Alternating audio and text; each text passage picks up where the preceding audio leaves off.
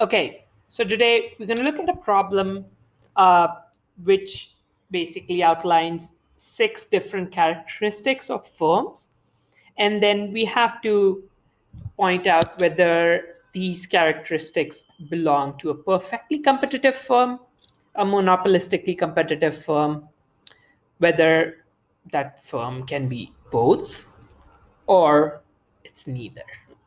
Okay, so the way we're going to do the solution is first we'll look at the price and quantity diagrams for a PCF or perfectly competitive firm, and MCF, which is a monopolistically competitive firm. What we're going to look at is certain characteristics such as the marginal revenue, margin